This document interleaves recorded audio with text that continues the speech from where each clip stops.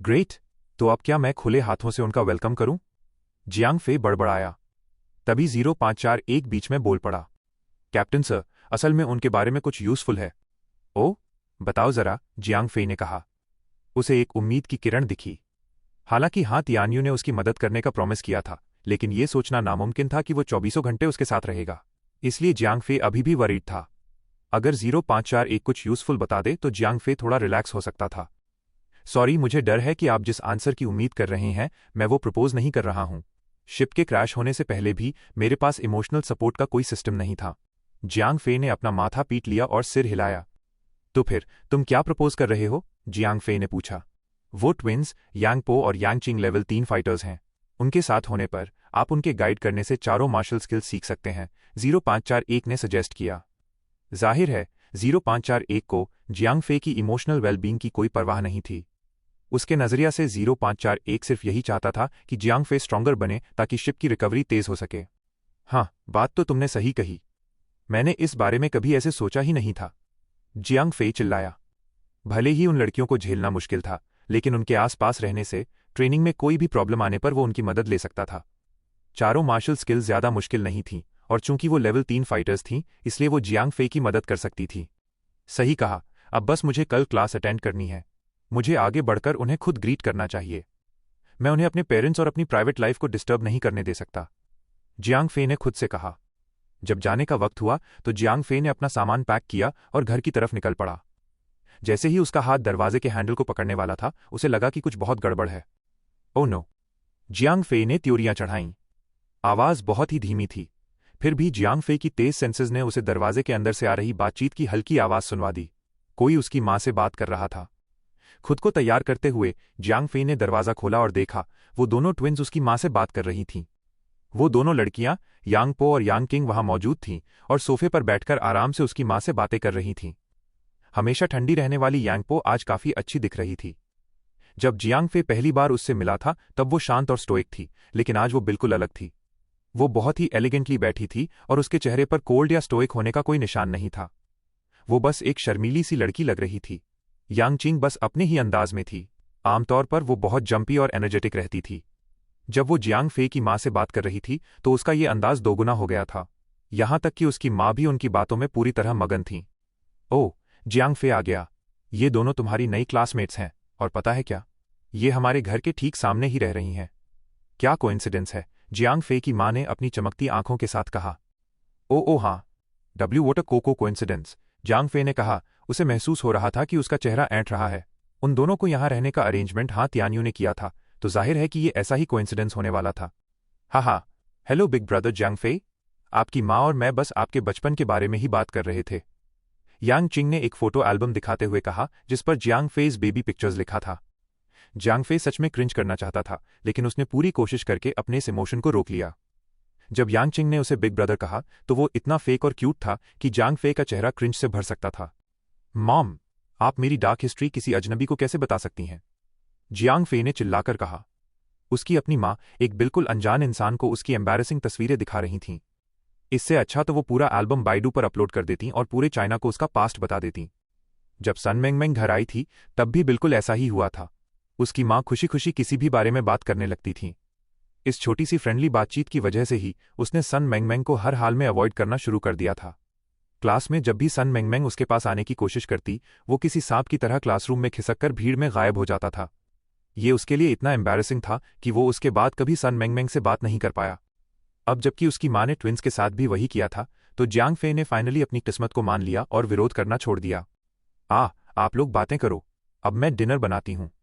Please आप लोग हमारे साथ डिनर करके ही जाना, जियांग फे की मां ने किचन की तरफ जाते हुए कहा। जैसे ही जियांग फे की मां नजरों से दूर हुई, जियांग फे ने तुरंत ट्विंस को घर से जाने का इशारा किया। भले ही उसने हाँ तियान्यू की बात मान ली थी कि वो उन लड़कियों को अपनी तरफ करने की कोशिश करेगा, लेकिन वो अपनी फैमिली को इस हॉस्टाइल सोसाइटी में फंसने नहीं दे सकता था। यांग चिंग ने जियांग फे का इशारा साफ देखा और समझ लिया। वो खड़ी हुई और मुस्कुराई, लेकिन फिर सीधे किचन की तरफ भाग गई।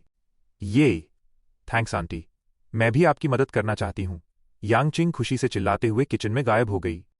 जियांग फे मुड़कर यांगपो की तरफ देखने लगा, जो शांति और प्यार से मुस्कुरा रही थी, और बोला, मेरे साथ आओ। जब जियांग फे यांगपो को अपने कमरे में ले आया तो वो अपने बेड पर बैठ गया, पैर क्रॉस किए और पूछा, तुम्हारा यहाँ गोल क्या है? तुम दोनों मेरे घर में क्या कर रही हो? जियांग फे बहुत डेस्परेट था। ऐसी बहुत सी चीजें थीं जिन्हें वो खुद से सॉल्व कर सकता था, और कभी कभी हाँ, तियानियों की मदद से भी। लेकिन जब बात उसके पेरेंट्स की सेफ्टी की आती थी, तो जियांग फे उनकी भलाई के लिए किसी भी चीज से कॉम्प्रोमाइज नहीं कर सकता था। यांगपो गुनगुनाई। वो जियांग फे की डेस्क पर बैठ गई और मुस्कुराई। ये एक इनोसेंट सी स्माइल थी, बिल्कुल वैसी ही स्माइल जैसी यांगचिंग के चेहरे पर हमेशा रहती थी। लेकिन दोनों में बड़ा फर्क था। हमेशा मुस्कुराने वाली यांगचिंग के ऑपोजिट यांगपो को मुस्कुराते हुए देखना, जो कभी नहीं मुस्कुराती थी, एक बहुत ही रिफ्रेशिंग फीलिंग थी। वो मुस्कुराते हुए बहुत खूबसूरत लग रही थी। जियांग फे उसे घूरे बिना नहीं रह सका और उसके दिल की धड़कन बढ़ गई। कॉफ। जियांग फे को रियलाइज हुआ कि उसे इस तरह घूरते हुए वो अपनी ग्राउंड लूज कर रहा है, और उसने बस इस बात को इग्नोर करने का फैसला किया। जियांग फे, रेस्ट अश्योर्ड कि हमारा तुम्हारे पेरेंट्स को कोई नुकसान पहुंचाने का इरादा नहीं था। जब हम तुमसे बात करने घर आए थे, तब वो बस यहीं मौजूद थे। तुम्हारे पेरेंट्स के सामने हम एकदम नॉर्मल लड़कियां रहेंगी। हम क्लासमेट्स के अलावा और कुछ नहीं है। तुम्हारी माँ को सिर्फ इतना ही पता होगा, यांगपो ने शांति से कहा। उसके एक्सप्लेनेशन के उलट, उनका प्लान असल में उसके पेरेंट्स के जरिए जियांग फे को सिक्योर करना था। लेकिन जब यांगपो ने देखा कि अपने पेरेंट्स के थोड़े से भी इन्वॉल्व होने पर जियांग फे कितना डेस्परेट हो गया था, तो यांगपो ने अपना इरादा बदल लिया। उनका ओरिजिनल प्लान धीरे धीरे कॉन्टैक्ट बनाना और जियांग फे के पेरेंट्स के साथ एक क्लोज रिलेशनशिप एस्टैब्लिश करना था। एक बार जब वो काफी क्लोज हो जाते, तो ट्विन्स उन्हें मेटा ह्यूमंस की दुनिया से इंट्रोड्यूस करवाती। आक्वामून हेवनली पैलेस की प्रोटेक्शन और असिस्टेंस के जरिए वो जियांग फे के पेरेंट्स को ऐसे बेनिफिट्स देना चाहती थीं जिन्हें वो भी रिजेक्ट नहीं कर पाते। और फिर एक बार जब सब कुछ स्मूथली काम कर जाता, तो जियांग फे सीधे तौर पर उनके साथ इन्वॉल्व हो जाता। मेरी बात बहुत ध्यान से सुनो। मेरे पेरेंट्स को alliance, martial arts, fights, mutant और इस सोसाइटी में मौजूद किसी भी कचरे के बारे में कुछ भी पता नहीं चलना चाहिए। तुम जो भी करना चाहती हो करो, लेकिन मेरे पेरेंट्स को इन्वॉल्व मत करना। समझी तुम? जियांग फे ने साफ शब्दों में कहा। मैं समझती हूं। जैसा कि मैंने कहा, हम सिर्फ क्लासमेट्स और एक अच्छे नेबर हैं। इसके अलावा हम कभी कुछ और नहीं होंगे, यांगपो ने एक बार फिर मुस्कुराते हुए कहा। बिग ब्रदर जियांग फे। सिस्टर, तुम लोग कहाँ हो? यांगचिंग ने लिविंग रूम से चिल्लाकर कहा। मुझे अब ये बात दोबारा कहने की जरूरत नहीं पड़नी चाहिए। अपनी बहन को कंट्रोल में रखो, नहीं तो, जियांग फे ने धमकी देते हुए कहा। नहीं तो क्या? यांगपो ने तुरंत बीच में टोकते हुए कहा। इसी पल दरवाजा खुला और यांगचिंग अंदर आ गई। ब्रदर जियांग फे, आपको किसी लड़की को धमकी नहीं देनी चाहिए। ये कोई जेंटलमैन वाला बर्ताव नहीं है ना? Translator note: Singapore, Malaysia, Philippine, Indonesia, Japan, China जैसे ज्यादातर एशियन देशों में लोग किसी जान पहचान वाले की मां को सीधे उनके नाम से नहीं बुलाते हैं। इसके बजाय वो किसी की मां को आंटी और पिता को अंकल कहकर बुलाते हैं। जब यांगपो और यांगचिंग ने जियांग फे के पेरेंट्स के सामने नॉर्मली बिहेव करने की बात मान ली, तो जियांग फे भी उन्हें जानबूझकर अवॉइड ना करने के लिए मान गया। एक बार जब उनके बीच ये अग्रीमेंट हो गया, तो जियांग फे फाइनली चैन की सांस ले सका। उसके पेरेंट्स दुनिया के किसी भी नॉर्मल इंसान की तरह ही थे। खून के प्यासे मेटा ह्यूमंस की इस सोसाइटी में पड़ने का अंजाम बुरा ही होने वाला था। डिनर के वक्त वो बहनें नॉर्मल थीं। छोटी बहन यांगचिंग बहुत वेल बिहेव्ड थी, और उसने पहले ही जियांग फे की मां का प्यार जीत लिया था। जब भी उसकी मां यांगचिंग की क्यूट हरकतों पर हंसती, तो जियांग फे टेंस हुए बिना नहीं रह पाता था। अगर ये उनकी पहली मुलाकात ना होती, तो उसकी मां ने पल भर में उस लड़की को अपनी मोहबोली बेटी मान लिया होता। उस भयानक डिनर सेशन को झेलने के बाद जियांग फे ने एक बहाना बनाया और ट्विन्स को घर से बाहर निकाल दिया। भले ही उनके बीच अग्रीमेंट था, लेकिन वो नहीं चाहता था कि वो फाइटर्स उसके घर में उसकी मां के साथ हंसते हुए क्यूट बातें करें। फे, कैसा रहा? लड़कियां क्यूट और प्रिटी हैं, है ना? मुझे लगता है कि वो परफेक्ट हैं। ट्विन्स के जाने के बाद उसकी मां ने कहा। जैसा कि उसकी अपनी मां से उम्मीद थी, वो डिनर के वक्त जियांग फे की हल्की बेचैनी और उन्हें घर से बाहर निकालने के उसके साफ बर्ताव को समझ गई थीं। मेरा कोई कमेंट नहीं है। जियांग फे सुन रह गया। उसे बिल्कुल आइडिया नहीं था कि उसकी मां ऐसा कुछ कहेंगी। मैं समझ गई यहां क्या चल रहा है। तुम्हें डर है कि सन मेंगमेंग जेलस हो जाएगी। हाँ, मैं समझ गई। मैं यांगपो और यांगचिंग के बारे में अपना मुंह बंद रखूंगी। ऐसा लग रहा था कि उसकी मां इस पूरे मामले को बहुत गलत समझ बैठी थीं।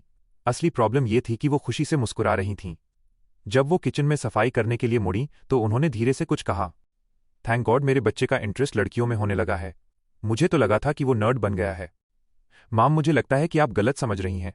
वो लड़कियां सिर्फ मेरी क्लासमेट्स हैं। जियांग फे ने अपने पीले पड़े चेहरे के साथ कहा। रिलैक्स, मैं किसी को नहीं बताने वाली। तुम्हारे पिता वैसे भी अगर मैंने उन्हें बताया भी, तो उन्हें कोई फर्क नहीं पड़ेगा। उसकी मां ने किचन से ही कहा। नहीं, ये URGH। जियांग फे ने इस मुसीबत से बाहर निकलने के लिए एक्सप्लेन करने की कोशिश छोड़ दी। उसे यकीन था कि इस मिसअंडरस्टैंडिंग को दूर करने का कोई तरीका नहीं है। अपने कमरे में वापस आकर जियांग फे अपने बेड पर बैठ गया। एक भयानक हेडेक महसूस करते हुए उसने अपने सिर को दबाया। चूंकि उसे कोई सोल्यूशन नहीं सूझ रहा था, उसने हाँ तियान्यू को कॉल किया। ब्रदर यू, तुम्हें मेरी मदद करनी होगी यार। वो लड़कियां, वो ट्विन्स, वो पहले ही मेरे घर में घुसपैठ कर चुकी हैं और मेरी माँ को अपनी तरफ कर लिया है। जियांग फे ने कड़वाहट भरी हंसी हंसते हुए कहा। क्या क्या आंटी तुम्हारी दूसरी लाइफ के बारे में जानती हैं? हाँ, तियान्यू ने हैरान और थोड़ा खुश होते हुए पूछा।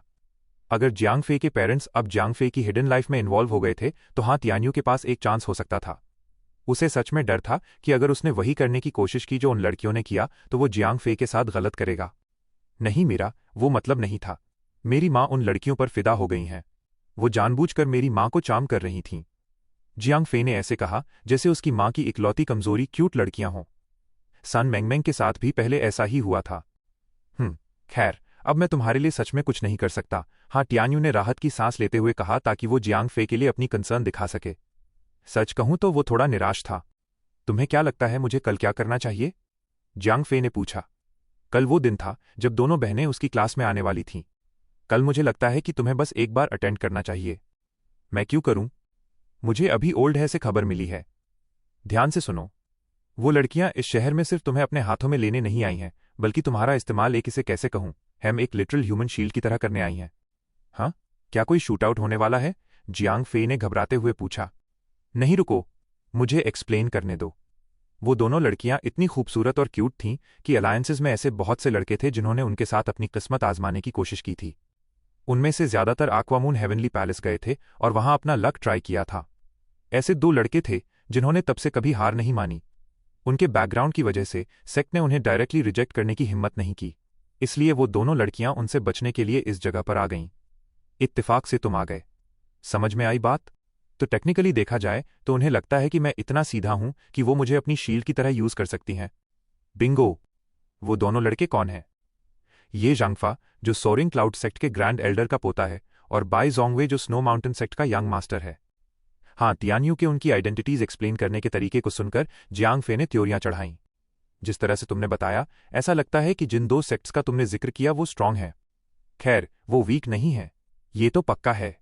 वो दोनों स्ट्रांग सेक्ट से हैं, नहीं तो यांगपो और यांगकिंग पीछे नहीं हटती। हाँ, तियान्यू ने हंसते हुए कहा। उसके नजरिया से जियांग फे के पीछे उसे सपोर्ट करने के लिए एक लेवल 5 मास्टर था। चाइना के मार्शल आर्टिस्ट के बीच उसकी जगह या तो उन दोनों लड़कों से ऊपर थी या उनके बराबर, कभी नीचे नहीं। इसीलिए उसे जियांग फे के ट्विंस के लिए ह्यूमन शील्ड बनने की कोई फिक्र नहीं थी। अर्ग बहुत बड़ी मुसीबत है, जियांग फे त्योरियां चढ़ाते हुए चिल्लाया। वो जानता था कि उसकी बातों का कोई वजूद नहीं है, क्योंकि लेवल 5 मास्टर जुगे शंजन फेक था। वो कभी उस नाम को बीच में नहीं लाना चाहता था, लेकिन बाकी सभी लोग इसके बारे में बात करना बंद नहीं करते थे। यही एक कारण था कि वो मार्शल आर्टिस्ट अलायंस की किसी भी एक्टिविटी में पार्टिसिपेट नहीं करना चाहता था। आखिरकार वो अपने ही जाल में फंसकर गिर जाता। ओह सही है, चूंकि कल तुम ट्विंस से मिलने क्लास जाओगे, मैं चाहता हूं कि तुम उन 2 लड़कों पर भी ध्यान दो जो उनके साथ आ रहे हैं। बाई जोंगवे एक ऑनरेबल इंसान है और वो तुमसे सिर्फ एक फेयर मैच में ही लड़ेगा। अगर उसे तुमसे कोई प्रॉब्लम होती तो तुम उससे एक प्रॉपर लेटर की उम्मीद कर सकते थे। तुम्हें जिससे डरना चाहिए वो ये जांगफा है।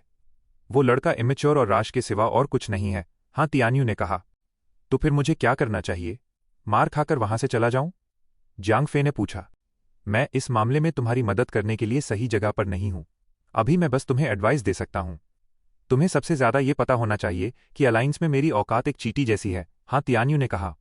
भले ही जियांग फे की मदद करना उसके लिए बेनिफिशियल था, लेकिन ये सब इस शर्त पर था कि हाँ, तियान्यू को कोई नुकसान न पहुंचे।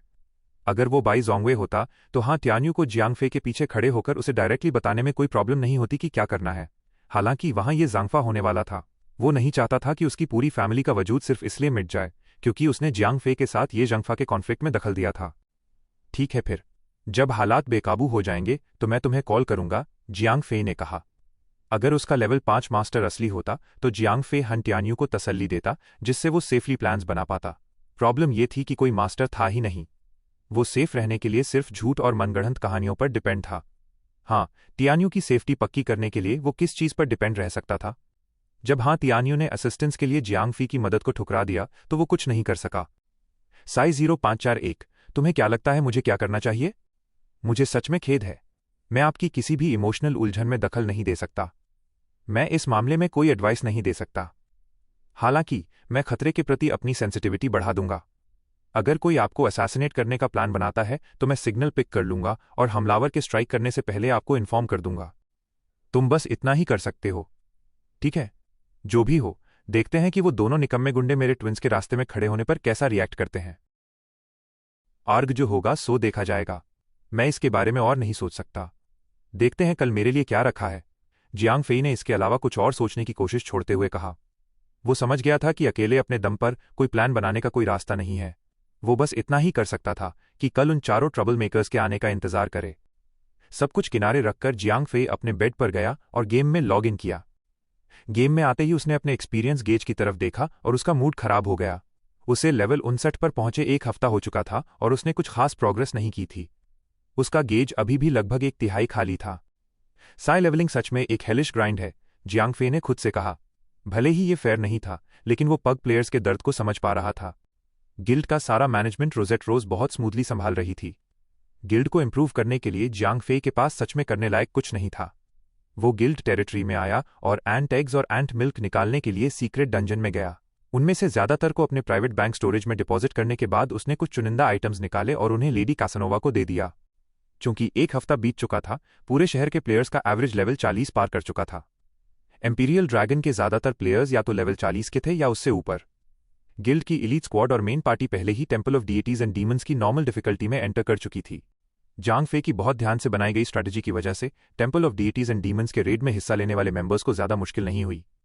शुरू में पहले 2 बॉसेस को हराने में उन्हें थोड़ी प्रॉब्लम जरूर हुई थी, लेकिन बॉसेस की स्किल्स की टाइमिंग को मास्टर करने के कुछ ट्रायल्स और एरर्स के बाद डंजन आसान हो गया।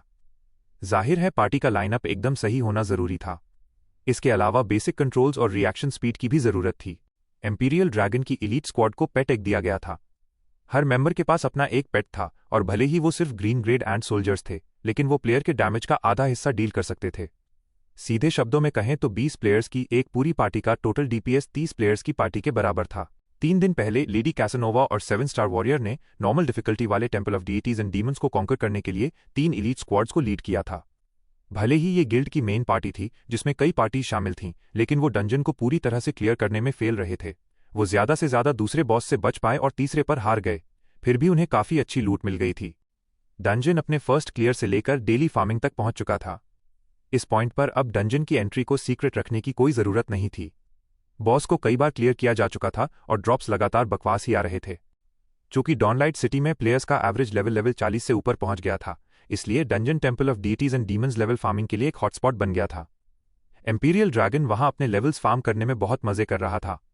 दी अरिस्टोक्रेट्स बहुत अच्छा नहीं कर रहे थे, लेकिन कम से कम उनके पास जियांग फे की स्ट्रैटेजी थी जिससे वो थोड़ी बहुत तैयारी के साथ डंजन को रेड कर सकते थे। जाहिर है वो एम्पीरियल ड्रैगन जितने स्ट्रांग नहीं थे, लेकिन वो फिर भी पहले बॉस पर अपनी पूरी पार्टी को वाइप होने से बचा सकते थे। बाकी गिल्ड्स का हाल और भी बुरा था, क्योंकि वो पहले मॉन्स्टर से भी नहीं बच पाते थे। चूंकि गिल्ड की फिक्र करने वाली कोई बात नहीं थी, इसलिए जियांग फे कुछ एक्सपीरियंस फार्म करने के लिए इजाबेला के साथ निकल पड़ा। बाकी लोगों से अलग जियांग फे का ग्राइंडिंग स्पॉट एक ऐसी जगह थी जहां कोई भी एंटर नहीं कर सकता था। ये लेवल 65 का मैप था जिसका नाम डेथ्स स्कार था। ये एक ऐसा मैप था जहां अभी भी एनपीसीएस पेट्रोल कर रहे थे। सेफ्टी लेवल सिर्फ 3 था। हर 4 घंटे में एक एनपीसी पेट्रोल करता था। अफसोस की बात है कि उनके रूट्स फिक्स्ड थे। अगर प्लेयर्स उन रूट से दूर कहीं पीवीपी मैच करते तो एनपीसीएस को पता नहीं चलता। जियांग फे के इस मैप पर आने का कारण हर मॉन्स्टर को मारने पर मिलने वाले ढेरों एक्सपीरियंस पॉइंट्स थे। इसके अलावा यहाँ के मॉन्स्टर स्पेक्टर्स थे।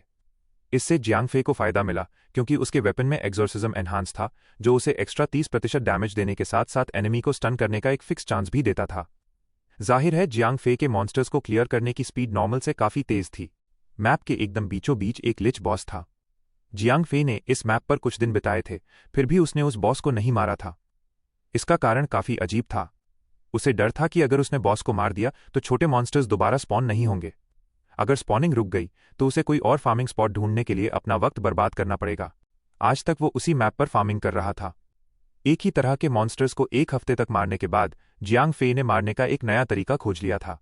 उसे बस ड्रैगन को रनिंग मोड पर माउंट करना था और जितने ज्यादा हो सके उतने मॉन्स्टर्स को काइट करके गॉड्स रात के एक बढ़िया इस्तेमाल से उन सभी को मारना था।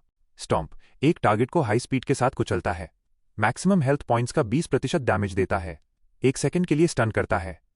इफेक्ट का इस्तेमाल एक टारगेट पर हर 5 सेकंड्स में सिर्फ एक बार किया जा सकता है। माउंट का रनिंग मोड में होना जरूरी है। इस स्किल ने जियांग फे को उन मॉन्स्टर्स पर लगातार एग्रो जनरेट करने में मदद की जिन्हें उसने काइट किया था। कई मॉन्स्टर्स को एक साथ इकट्ठा करने के बाद वो पूरी फील्ड को साफ करने के लिए मलिशियस एम्पलीफाई और गॉड्स रात का इस्तेमाल करता। ये कॉम्बो बहुत इफेक्टिव था क्योंकि ये 1,40,000 तक डैमेज दे सकता था। लेवल 65 का कोई इलीट टियर मॉन्स्टर भी उस हमले से नहीं बच सकता था। और तेज मुझे और तेज भागना होगा। जियांग फे स्लो होने का रिस्क नहीं ले सकता था। हर बार जब वो मॉन्स्टर को काइट करता तो उसे मॉन्स्टर्स के बीच से भागना पड़ता, वरना वो बीच रास्ते में ही रुक जाता। चूंकि ड्रैगन का डिफेंस बहुत हाई था, इसलिए मॉन्स्टर्स बहुत ही मामूली सा डैमेज दे पाते थे। करीब 1 मिनट तक पागलों की तरह दौड़ने के बाद जियांग फे एक ही बार में 100 से ज्यादा एलीट टियर मॉन्स्टर्स को काइट कर लेता। मलिशियस एम्पलीफाई, गॉड्स राथ, -142,751, -139,872। पूरी स्क्रीन को रेड डैमेज टेक्स्ट से भरा देखकर हमेशा बहुत सुकून मिलता था। Ding, you have killed elite skeletal soldier, obtained 12,000 experience points. Ding, you have killed elite skeletal soldier, obtained 12,000 experience points. So monsters का मतलब 10 लाख से ज्यादा एक्सपीरियंस पॉइंट्स थे, लेकिन एक्सपीरियंस गेज हिलने का नाम ही नहीं ले रहा था। वो हिला जरूर था लेकिन उसे नोटिस करना नामुमकिन था। ये बहुत फ्रस्ट्रेटिंग है। किसी ओपन फील्ड में एक्सपीरियंस पॉइंट्स फार्म करना इतना मुश्किल और थका देने वाला कैसे हो सकता है? आखिर नॉर्मल लेवल 50 के प्लेयर्स इस तरह लेवल अप कैसे कर पाते होंगे? क्या अब मुझे सच में हर दिन डंजन्स रिपीट करने पड़ेंगे? जियांग फे ने बड़बड़ाते हुए सोचा। ओपन फील्ड मॉन्स्टर्स से मिलने वाले एक्सपीरियंस पॉइंट्स कभी भी डंजन के अंदर मिलने वाले मॉन्स्टर्स जितने अच्छे नहीं हो सकते थे। Temple of deities and demons के अंदर के मॉन्स्टर्स हर एक को हजारों एक्सपीरियंस पॉइंट्स दे सकते थे। वो सिर्फ लेवल 45 के थे। लेवल 65 के मॉन्स्टर्स के सिर्फ 12,000 एक्सपीरियंस पॉइंट्स के मुकाबले ये फर्क बहुत ही ज्यादा निराश करने वाला था। इकलौता फर्क ये था कि डंजन की एक डेली एंट्री लिमिट थी, जबकि ओपन फील्ड मॉन्स्टर्स अनगिनत बार स्पॉन हो सकते थे। अफसोस की बात थी कि जियांग फे को हर मॉन्स्टर से सिर्फ एक एक्सपीरियंस पॉइंट्स ही मिल पा रहा था, क्योंकि उसने लेवल लिमिट पार कर ली थी। आर्ग, ये बहुत बोरिंग है, जियांग फे चिल्लाया। डेली फार्मिंग शुरू हुए 3 घंटे बीत चुके थे। उसे लगा कि अगर वो इसी तरह ये फालतू की मेहनत करता रहा तो वो सच में अपने बेड पर उल्टी कर देगा। अगले 3 घंटों के बाद जियांग फे ने अपने एक्सपीरियंस गेज को देखा तो पाया कि वो बहुत ही थोड़ा सा भरा था। भले ही उसके काइट किए गए मॉन्स्टर्स की हर वेव उसे 10 लाख से ज्यादा एक्सपीरियंस पॉइंट्स देती थी, फिर भी ये बहुत स्लो था। अफसोस वो किसी को ब्लेम नहीं कर सकता था। उसका करंट लेवल ही बहुत ज्यादा हाई था। 10 लाख एक्सपीरियंस पॉइंट्स किसी बड़े पानी के टैंक को भरने के लिए एक छोटे कप पानी जैसे थे। भाड़ में जाए, आज तो फैसला होकर रहेगा। जियांग फे अपने से कुछ मीटर की दूरी पर खड़े लिच को देखकर चिल्लाया। एक ही तरह के मॉन्स्टर से बार बार लड़कर बोर होने के बाद जियांग फे की नजर अब बॉस मॉन्स्टर पर थी। Alak the Summoner, Lich Enhanced Leader. Level 65. Health points 2 million. Magic attack 9,500. Skills: Frost Arrow, Frost Nova, Frost Protection, Frost Armor, Berserk Summon. Frost Arrow fires a frozen arrow after chanting for 5 seconds. Deals powerful magical damage to a target. Lowers movement speed by 20%. Frost Nova deals weakened damage to all target within 8 meters. Freezes all targets for 3 seconds. Frost Protection gains invulnerability for a short period of time. Caster is unable to move, attack, or cast any spell. After invulnerability has ended, a lackey will gain 20% magic attack for 5 seconds. Frost Armor reduces all incoming damage by 10%. Increases caster's attack speed, and movement speed by 20%. Berserk Summon summons spectre soldiers once every 10 seconds. Summon monsters will be stronger after each summon. Summon monsters will increase in quantity after each summon. Note: the frontline general of the Doomsday Army in Death's Scar. Boss के stats पढ़ने के बाद Jiang फे बोला, HMPH, Isabella, चलो इस लिच को मारते हैं। जियांग फे के लिए ये बॉस बस एक मामूली दुश्मन था। माना कि ये एक एनहांस्ड लीडर टियर था, लेकिन फिर भी ये सिर्फ लेवल 65 का मिनी बॉस था। बॉस को थोड़ा और स्ट्रांग होना चाहिए था, लेकिन सिस्टम की तरफ से कोई सप्रेशन नहीं मिलने वाला था। गेल स्टॉर्म्स हैमर, -6012। जियांग फे ने अपना हथौड़ा फेंका और कड़कड़ाती बिजली की एक लकीर लिच की तरफ तेजी से बढ़ी। जैसे ही हथौड़ा बॉस से टकराया, बिजली की चिंगारियां फूट पड़ीं। ये जियांग फे का पहला अटैक था, इसलिए रूथलेस बाराज का डैमेज बफ अभी काम नहीं करेगा। Sharing breath, -18052। ड्रैगन ने कोन शेप अटैक के बजाय आग की एक लंबी लपट छोड़ी। जब जियांग फे ड्रैगन को मास अटैक के लिए इस्तेमाल करता था तो अटैक हर तरफ बराबर फैल जाता था। जाहिर है, एक अकेले बॉस का सामना करते हुए जियांग फे ने अपना अटैक सिर्फ बॉस पर ही फोकस कर दिया था। जैसे ही रूथलेस बाराज का 300% डैमेज बफ एक्टिवेट हुआ, जियांग फे एक ही हिट में 20,000 से ज्यादा डैमेज देने लगा। स्काईग्लाइडिंग ड्रैगन के अटैक ने तो उस जगह की घास भी जला दी थी जहां बॉस खड़ा था। मुझे एक जिंदा इंसान की महक आ रही है, बॉस ने अपनी ओपनिंग स्पीच चिल्लाते हुए दी। 5 सेकंड्स बाद एक नीले रंग का तीर मैदान को चीरता हुआ निकला और स्काई ग्लाइडिंग ड्रैगन को जा लगा। -506 HMPH। बहुत आसान है। माना कि बॉस का अटैक ड्रैगन का डिफेंस तोड़ सकता था, लेकिन ये एक मामूली खरोंच से ज्यादा कुछ नहीं था। स्काई ग्लाइडिंग ड्रैगन के पास कुल 16,000 मैजिक डिफेंस था, साथ ही 50% डैमेज रिडक्शन का पैसिव भी था। सच कहूं तो ये खरोंच भी नहीं थी, बस एक हल्का सा थपकी वाला प्यार था। इजाबेला, ड्रैगन और जियांग फे की टीम बहुत खतरनाक थी। एक बार जियांग फे का रूथलेस बराज पूरा स्टैक हो जाए, फिर बॉस का बचना नामुमकिन था। मेरे बच्चों, तुम्हारे खाने का वक्त हो गया है। फाइट शुरू हुए अभी 10 सेकंड्स ही हुए थे कि बॉस ने अपने मिनियंस को समन करना शुरू कर दिया। हड्डियों के खड़खड़ाने की आवाज से पूरा मैदान गूंज उठा। पलक झपकते ही 10 से ज्यादा लेवल 60 के एलीट टियर स्केलेटल सोल्जर जमीन से बाहर निकले और जियांग फे की तरफ दौड़ पड़े। Sharing breath -36,254 -37,205। जियांग फे ने खुद ड्रैगन को एडजस्ट किया और सारे समन्ड मिनियंस पर अटैक कर दिया ताकि ड्रैगन पर एग्रो बन जाए। जैसे ही उन सब ने ड्रैगन को घेर लिया, जियांग फे ने उन्हें वहीं छोड़ दिया और अपना पूरा फोकस बॉस पर लगा दिया। फाइट के बीच बॉस ने कई और स्किल्स एक्टिवेट किए। फ्रॉस्ट प्रोटेक्शन को बहुत पावरफुल माना जाता था, लेकिन जियांग फे के लिए यह बस 5 सेकंड्स का आराम करने का वक्त था। फाइट को 30 सेकंड्स हो चुके थे और बॉस की 95% हेल्थ पॉइंट्स उड़ चुकी थी। Malicious amplify, God's wrath -165,781 -168,241। Screen damage text से भर गई और सारे दुश्मन मारे गए। Ding, you have killed elite skeletal soldier, obtained 12,000 experience points. Ding, you have killed elite skeletal guard, obtained 13,500 experience points. Ding, you have killed Alakhe the summoner, obtained 150,000 experience points, 600 gold coins. Ding, the frontline general Alakhe the summoner has been killed. The invasion of the Doomsday army has been foiled. You have obtained 1,000 reputation point of the faction you are in. You have lost 5,000 reputation points in the Doomsday army. Ding, you have slain over 10,000 Doomsday army member. You have obtained the title Doomsday's Slayer. हो, ये तो surprise है, Jiang फे मुस्कुराया। वो और ज्यादा skeletons मारने में अपना इंटरेस्ट खोने लगा था और लिच को मारने के बाद उसे सिस्टम से एक टाइटल रिवॉर्ड मिल गया था। माना कि बोनस एट्रीब्यूट कुछ खास नहीं था, लेकिन फिर भी ये एक जीत थी।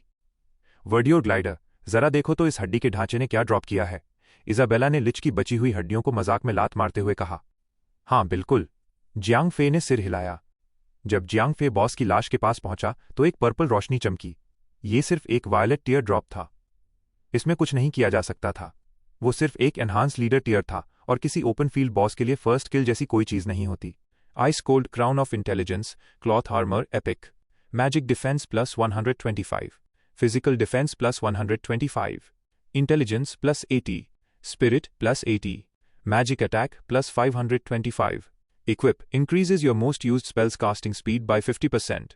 Requirement 500 intelligence. HMPH। बुरा नहीं है, जियांग फे ने मन ही मन सोचा। जियांग फे को इस बॉस से किसी अच्छे ड्रॉप की कोई उम्मीद नहीं थी।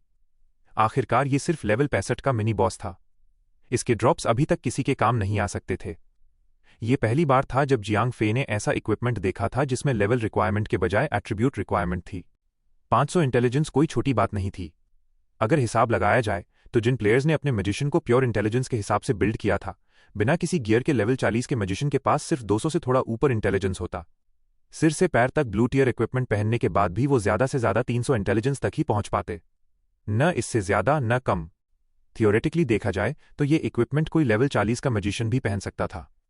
हेलमेट में आमतौर पर अटैक बढ़ाने वाले स्टैट्स नहीं होते। इस आइस क्राउन में 500 से ज्यादा मैजिक अटैक और 80 इंटेलिजेंस बूस्ट था। टेक्निकली अगर किसी प्लेयर के पास 500 से ज्यादा इंटेलिजेंस हो और वो इस क्राउन को पहन ले तो उसका मैजिक अटैक गेम में सबसे ज्यादा पावरफुल बन जाएगा। इस क्राउन की सबसे खास बात कास्टिंग स्पीड का बढ़ना था। जाहिर है, मैजिक रेंज या स्पेल एनहांसमेंट बफ के मुकाबले कास्टिंग स्पीड सिर्फ एक एवरेज बफ था, लेकिन पीवीपी बैटल और डंजन में प्लेयर के सबसे ज्यादा इस्तेमाल होने वाले स्पेल की कास्टिंग स्पीड बढ़ाना बहुत जरूरी होता था। टेक्निकली देखा जाए तो अगर सबसे ज्यादा इस्तेमाल होने वाला स्पेल कोई डैमेजिंग स्पेल हो तो ये मैजिशियन का डीपीएस 200% तक बढ़ा देगा। सच कहूं तो जियांग फे को इस क्राउन की ज्यादा परवाह नहीं थी। उसने इसे अपनी इन्वेंट्री में रख लिया और एक स्क्रोल उठाया। Doomsday armies plot quest item fine, use activates a hidden quest, level requirement 55। हो, मैं इसे ले सकता हूं। उम्मीद है कि ये क्वेस्ट मुझे लेवल 60 तक पहुंचने के लिए और एक्सपीरियंस पॉइंट्स देगा। इससे मुझे कोई नया फार्मिंग ग्राउंड ढूंढने का टाइम भी बच जाएगा। जियांग फे ने फौरन स्क्रोल खोलते हुए कहा। Ding, you have accepted a new quest. Quest name, doomsday armies plot. Quest description: Take the scroll that contains the plot of the Doomsday's army to XXX and hand it over to Officer Uma. Quest reward: Unknown. चलो यहाँ से निकलते हैं, Jiang Fei ने Isabella को बुलाते हुए कहा और उस जगह से निकल गया। बॉस के मरने के बाद आसपास के सारे स्पेक्टर मॉन्स्टर्स वापस नॉर्मल टीयर लेवल 60 के मॉन्स्टर्स में बदल गए थे। उनके स्पॉन होने की स्पीड भी थोड़ी कम हो गई थी। एक्सपीरियंस पॉइंट्स और कॉइन ड्रॉप्स भी काफी हद तक घट गए थे।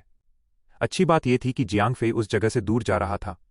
अगर वो अभी भी उसी जगह पर रुका रहता तो पक्का सिरदर्द हो जाता। हिडन क्वेस्ट ने जियांग फे को जो लोकेशन दी थी वो डेथ स्कार से काफी दूर थी। भले ही जियांग फे बहुत तेजी से उड़ सकता था, फिर भी उसे अपनी मंजिल तक पहुंचने में आधा घंटा लग गया। वो जगह एक बड़ी ठंडी और डरावनी कैनियन थी। ऊपर से देखने पर पहाड़ों की वो रेंज एकदम खड़ी और नुकीली लग रही थी। घुमावदार रास्ते काफी उबड़ खाबड़ थे और दूर से देखने में ये नज़ारा काफी अच्छा लग रहा था। जियांग फे अपने मिनी मैप पर आ रही ब्लीप को फॉलो करता हुआ एक छोटी सी गुफा के पास पहुंचा। हाँ, यंग एडवेंचरर, तुम इस सुनसान जगह पर कैसे भटकते हुए आ गए? ऑफिसर उमा आलूकार्ड ने उसका स्वागत करते हुए पूछा। अफसोस, ये एनपीसी भी बाकी आम एनपीसीएस की तरह ही था, जिसके पास कोई हाई लेवल का आर्टिफिशियल इंटेलिजेंस नहीं था। ऑफिसर, मुझे गलती से ये स्क्रोल मिल गया। मुझे लगता है ये आपके काम आ सकता है, जियांग फे ने वो स्क्रोल एनपीसी के हाथ में देते हुए कहा। चूंकि ये एनपीसी थोड़ा डम था, इसलिए वो ऐसी कोई दिलचस्प बात नहीं बोलने वाला था। ये तो डूम्सडे आर्मी का है। तुम्हें ये कैसे मिला? ऑफिसर उमा ने स्क्रोल को खोलकर उस पर एक नज़र डालते हुए हैरानी से पूछा। ये साफ था कि ये बातचीत स्क्रिप्टेड थी। एनपीसी ने स्क्रोल को 1 सेकंड से भी कम समय के लिए देखा था और उसे पता चल गया कि ये डूम्सडे आर्मी से जुड़ा है। जियांग फे के जवाब का इंतजार किए बिना ही एनपीसी मुड़ा और गुफा के अंदर चला गया। वहां कोने में एक कामचलाऊ टेबल रखी थी, जिस पर बहुत सारे कागज और डॉक्यूमेंट्स बिखरे पड़े थे। ऑफिसर उमा ने टेबल पर हाथ फेरते हुए बाकी सारे कागजों को खिसका दिया और उस स्क्रोल को वहां रख दिया। स्क्रोल खोलने के बाद उसने हवा में से एक बोतल निकाली और उस पर एक हरा लिक्विड डाल दिया। SZZ।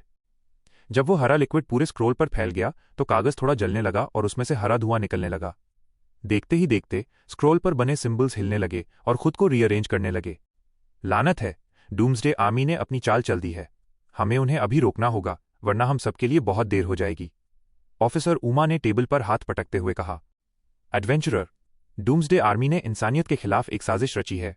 अगर वो इसमें कामयाब हो गए तो पूरी दुनिया तबाह हो जाएगी।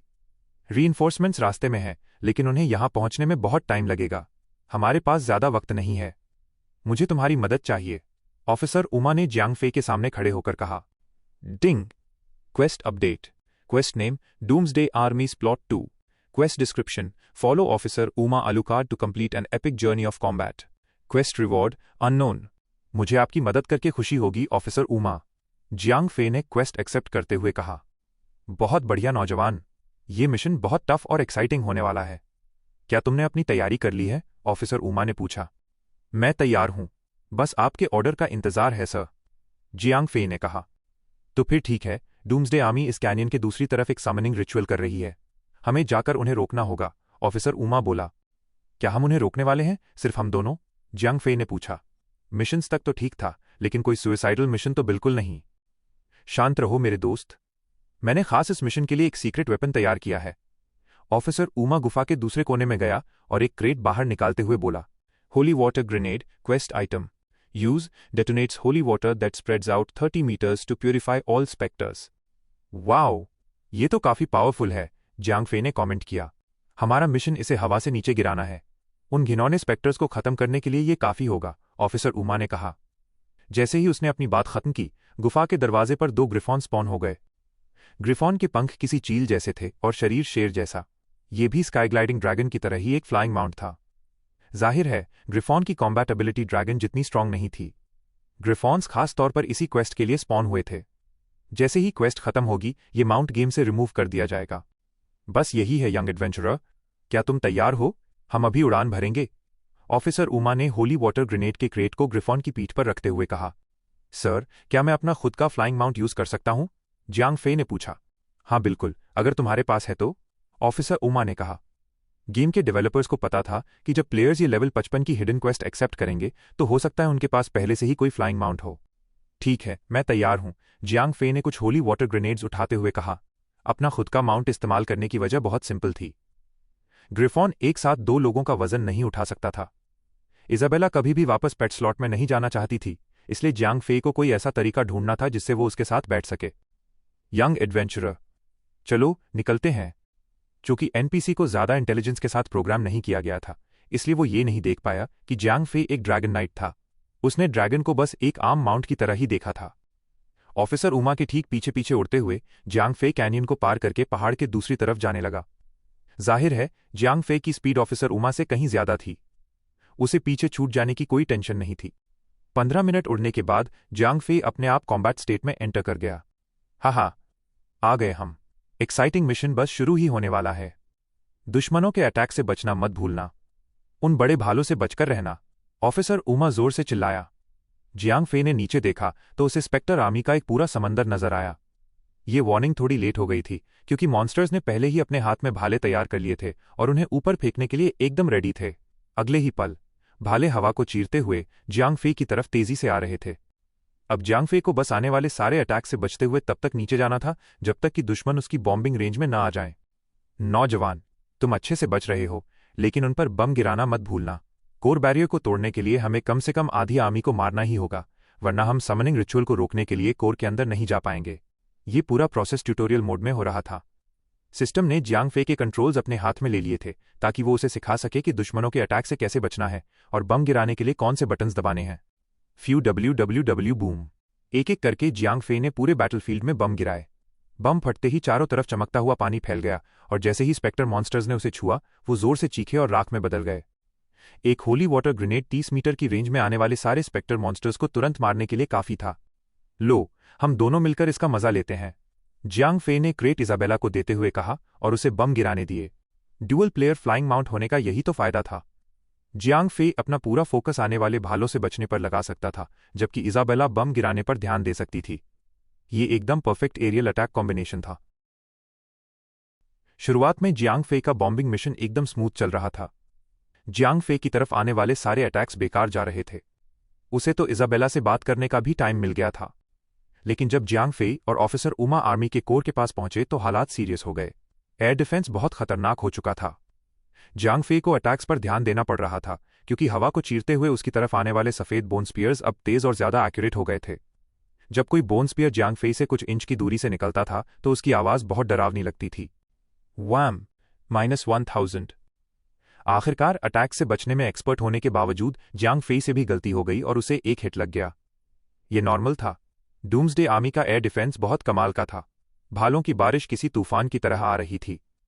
अगर जियांग फे पूरा ध्यान भी लगाता तब भी उन सबसे बचना नामुमकिन था। क्रैप! जियांग फे ने त्योरियां चढ़ाईं। उसे पता था कि वो जितना आगे बढ़ेगा, अटैक उतने ही खतरनाक होते जाएंगे। अगर वो हवा में उड़ने के बजाय नीचे होता तो वो आसानी से बच जाता, क्योंकि वो अपनी हेल्थ बनाए रखने के लिए अटैक्स और लाइफस्टाइल पर डिपेंड कर सकता था। हवा में ऐसा करना मुमकिन नहीं था। वो जमीन से कम 150 मीटर्स ऊपर था। उसका अटैक किसी भी मॉन्स्टर तक पहुंच ही नहीं सकता था। ऐसा सोचना सही था कि उसे नीचे जाकर अटैकिंग रेंज में आकर अटैक करना चाहिए, लेकिन प्रॉब्लम ये थी कि दुश्मन उसके बहुत करीब आ जाते। अटैक्स की स्पीड और ताकत जियांग फे के अटैक करने से पहले ही उसे छलनी कर देती। ध्यान से नौजवान, देखकर चलो, ऑफिसर उमा ने वार्निंग दी। उस पर एक भी भाले का अटैक नहीं हो रहा था, क्योंकि वो क्वेस्ट लाइनअप का हिस्सा था। बेला, अपनी तरफ से पूरी कोशिश करो कि ग्रेनेड उस जगह पर गिरे जहां सबसे ज्यादा दुश्मन हो। मुझे डर है कि हम ज्यादा देर तक नहीं टिक पाएंगे, जियांग फे ने कहा। उसे उसी पर रिलाई करना था। ड्रैगन के गिरने से पहले उसे ये पक्का करना था कि उसने बैरियर तोड़ने के लिए काफी स्केलेटल आर्मी को मार दिया है। मैं समझ गई। इजाबेला ने सिर हिलाया और ड्रैगन से रैंडमली ग्रेनेड्स फेंकने के बजाय निशाना लगाकर फेंकने की कोशिश करने लगी। एक एक करके ग्रेनेड्स ड्रैगन से नीचे फेंके गए और दुश्मनों की भारी भीड़ के बीच फट गए। डैम, इतने सारे मॉन्स्टर्स मर रहे हैं, फिर भी कोई एक्सपीरियंस पॉइंट्स नहीं मिल रहे, जियांग फे ने निराश होकर मुंह बनाते हुए कहा। बॉम्बिंग क्वेस्ट इस क्वेस्ट लाइनअप का हिस्सा थी और मारने का यह तरीका बहुत ही सिंपल और आसान था। इसलिए हायर टीयर स्पेक्टर मॉन्स्टर्स को मारने पर भी जियांग फे को कोई एक्सपीरियंस पॉइंट्स नहीं मिलने वाले थे।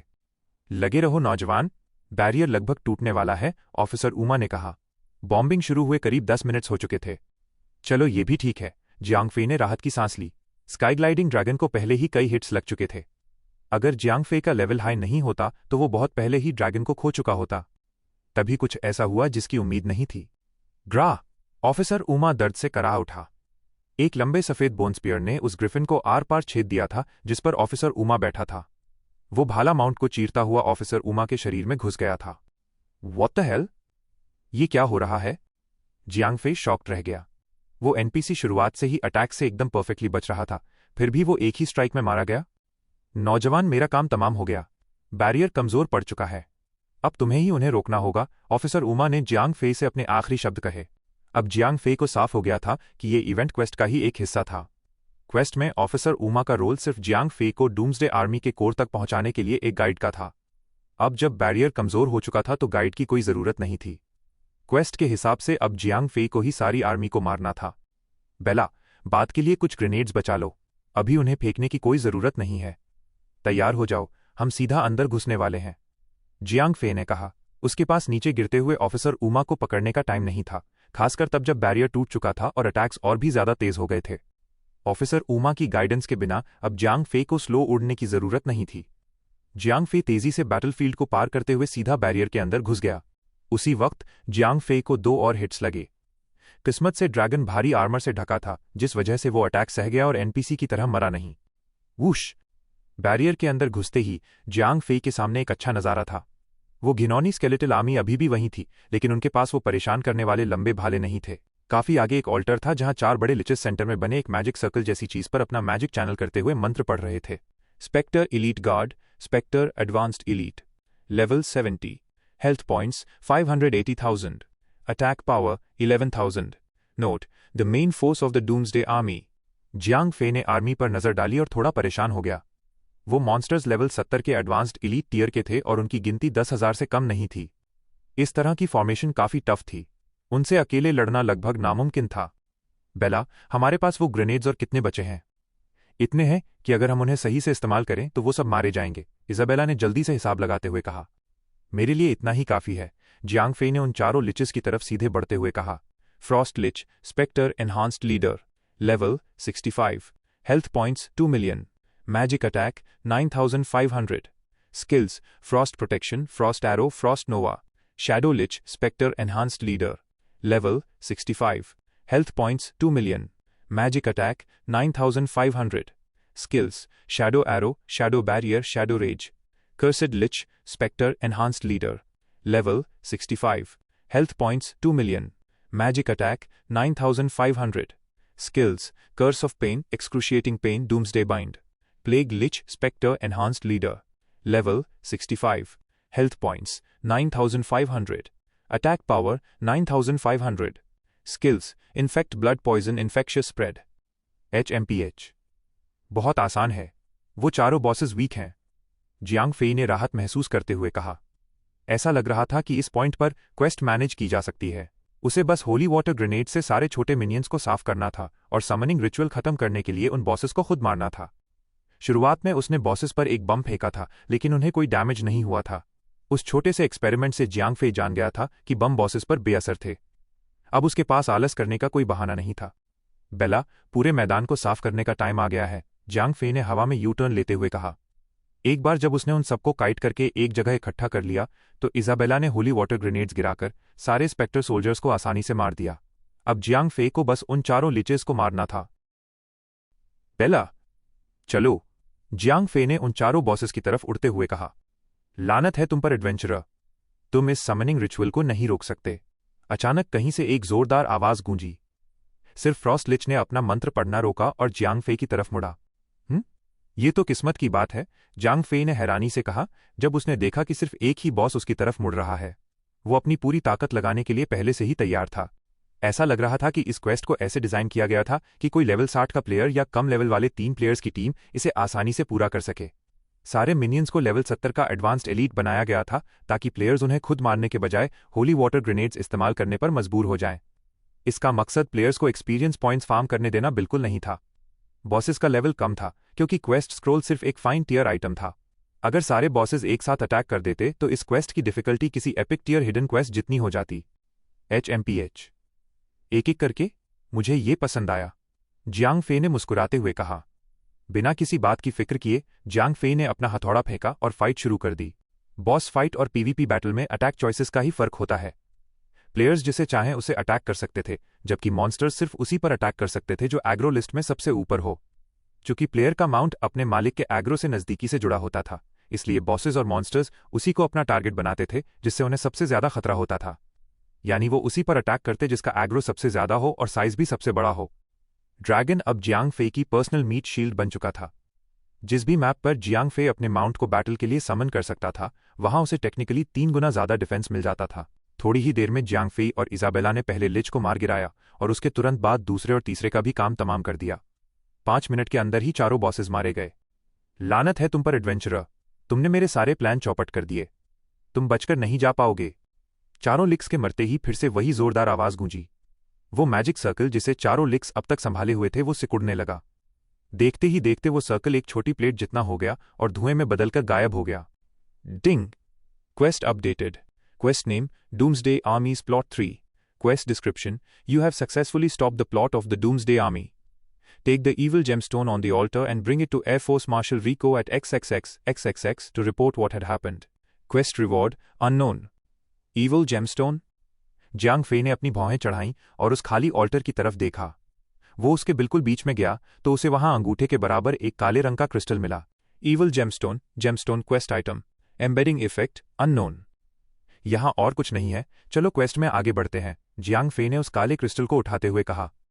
बिना टाइम वेस्ट किए जियांग फेई और इजाबेला ड्रैगन पर बैठे और आसमान में उड़ गए। थोड़ी ही ऊंचाई से उसे होराइजन से स्केलेटल सोल्जर्स का एक बड़ा समंदर अपनी तरफ आता हुआ दिखाई दिया। ये शायद रीइंफोर्समेंट्स थे जिन्हें ऑल्टर पर कब्जा करने के लिए भेजा गया था। इसका मकसद इस क्वेस्ट को लेने वाले प्लेयर्स को मजबूर करना था कि वो क्वेस्ट पूरी करने के लिए उस जगह से निकल जाएं। जैसे ही जियांग फेई हवा में 500 मीटर्स की ऊंचाई पर पहुंचा, वो स्केलेटल आर्मी की अटैकिंग रेंज से बाहर आ गया। कोई उसका पीछा कर रहा है, ये डरावनी फीलिंग भी अब खत्म हो चुकी थी। कोऑर्डिनेट्स उस तरफ होने चाहिए, जियांग फेई ने एक दिशा में इशारा करते हुए कहा। एयरफोर्स मार्शल रिको जिस मैप पर था वो एक लेवल 65 का मैप था। वो जगह पहाड़ों की रेंजेस से घिरी हुई थी। एयरफोर्स मार्शल रिको की एग्जैक्ट लोकेशन एक छोटा एनकैंपमेंट था। उस इलाके में स्पॉन होने वाले मॉन्स्टर्स ग्रिफॉन्स और हिपोग्रिफ्स थे। Ding. You do not have permission to enter the air force breeding ground. जब जियांग फेई एनकैंपमेंट के अंदर जाने की कोशिश कर रहा था, तभी अचानक एक बैरियर सामने आ गया जिसने जियांग फेई का रास्ता रोक दिया।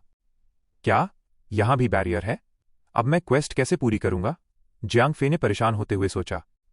अंदर जाने का कोई रास्ता न मिलने पर जियांग फेई ने नीचे जाकर देखने की सोची कि कहीं एनकैंपमेंट में घुसने का कोई दरवाजा तो नहीं है। तभी नीचे जमीन पर खड़े कुछ एनपीसीएस ने उसकी मूवमेंट नोटिस कर ली। थोड़ी ही देर में 2 ऑफिसर्स अपने फ्लाइंग माउंट्स पर उड़ते हुए ऊपर आ गए। ये जगह एडवेंचरर्स के घूमने के लिए नहीं है, यहां से चले जाओ, उनमें से एक ऑफिसर ने कहा। मुझे मार्शल रिको से कुछ जरूरी बात करनी है, जियांग फेई बोला। एयरफोर्स मार्शल रिको, तुम्हें मार्शल से क्या काम है? दूसरे ऑफिसर ने पूछा। मैं सिर्फ उन्हीं से बात कर सकता हूं, जियांग फेई ने तुरंत जवाब दिया। दोनों ऑफिसर्स ने एक पल के लिए एक दूसरे की तरफ देखा। ये डूम्सडे आर्मी के बारे में है। मेरा मार्शल रिको से बात करना बहुत जरूरी है। जियांग फेई ने जब देखा कि वो दोनों ऑफिसर्स उसे आगे नहीं जाने दे रहे तो उसने कहा। डूम्सडे आर्मी का नाम सुनते ही उनकी आंखें फटी की फटी रह गईं। एक ने दूसरे को सिर हिलाकर इशारा किया और जियांग फेई की तरफ मुड़ा। यहीं रुको। वो ऑफिसर तेजी से नीचे गया। 5 मिनट बाद वही ऑफिसर वापस ऊपर आ गया। हमारे बनाए एरियल पाथ पर ही चलना, हमसे अलग मत होना वरना तुम्हें तुरंत गोली मार दी जाएगी, एक ऑफिसर ने कहा। दूसरा ऑफिसर जियांग फेई के पीछे उड़ने लगा और उसे दोनों ऑफिसर्स के बीच सैंडविच बना दिया। अच्छे लड़के हैं, काफी केयरफुल हैं, जियांग फेई ने मन ही मन सोचा। बैरियर के अंदर घुसते ही उसने देखा कि एनकैंपमेंट में अनगिनत ग्रिफॉन्स और हिपोग्रिफ्स उड़ रहे थे। वो हायर टियर के फ्लाइंग माउंट्स थे। एनपीसीएस का एनकैंपमेंट की इतनी कड़ी सिक्योरिटी करना बिल्कुल सही था। काश मैं इन्हें पकड़कर प्लेयर्स को बेच पाता, मैं तो रातों रात अमीर हो जाता, जियांग फेई ने खुद से कहा। भले ही उसे एक चोरी करने की बहुत खुजली हो रही थी, लेकिन उसने एरियल पाथ से हटने की हिम्मत नहीं की। उसे घेरे हुए दोनों एनपीसीएस लेवल 75 के एडवांस्ड एलीट थे। नीचे जमीन पर भी कई सारे एंटी एयर वेपन्स इधर उधर तैनात थे। जियांग फेई ने अभी तक अपनी क्वेस्ट पूरी नहीं की थी और वो अभी अपनी जान जोखिम में नहीं डालना चाहता था। थोड़ी देर उड़ने के बाद जियांग फेई एक ऊंचे कासल के पास पहुंचा। कासल के चारों तरफ कई टावर्स थे जिनके ऊपर बड़े बड़े खाली प्लेटफॉर्म्स बने हुए थे। जल्द ही एनपीसीएस जियांग फेई को एक टावर पर ले गए और वहां उतर गए। जियांग फेई के जमीन पर कदम रखते ही उसका ड्रैगन तुरंत अनसमन हो गया। जियांग फेई और इजाबेला उन एनपीसीएस के पीछे पीछे कासल के अंदर चले गए। वो एक घुमावदार सीढ़ी से नीचे उतरते गए और ग्राउंड लेवल पर पहुंचते ही एनपीसी ने जियांग फे को रोक दिया। प्लीज यहीं इंतजार करें, एनपीसी ने एक दरवाजे के अंदर जाते हुए कहा। थोड़ी ही देर में एनपीसी खुले दरवाजे से बाहर आया और उसने जियांग फे को अंदर बुलाया। वो एक बहुत बड़ा और शानदार हॉल था। हॉल के एकदम आखिर में एक लंबी टेबल रखी थी जिसके दूसरी तरफ एयरफोर्स मार्शल बैठा था। Air force marshal Rico, human lord, level 80। Note, Dawnlight city air force general commander. चूंकि ये एनपीसी एक एलाई था, इसलिए जियांग फे को उसके बारे में बहुत कम इन्फॉर्मेशन दिख रही थी। फिर भी इतना काफी था ये जानने के लिए कि वो एनपीसी कितना स्ट्रांग था। नौजवान, मैंने सुना है कि तुम डूम्सडे आर्मी के बारे में कोई खबर लाए हो, ऑफिसर रिको ने कहा। हाँ, मार्शल रिको। ये सब तब शुरू हुआ जब मुझे एक स्क्रोल मिला। जियांग फे ने उसे वो पूरी क्वेस्ट बता दी जिससे वो गुजरा था। कितनी अफसोस की बात है, एयर मार्शल रिको ने जियांग फे की पूरी बात सुनने के बाद कहा। लॉर्ड ऊमा एक बहादुर सोल्जर और हमारे समय के हीरो थे, जियांग फे ने अपनी बात में जोड़ा।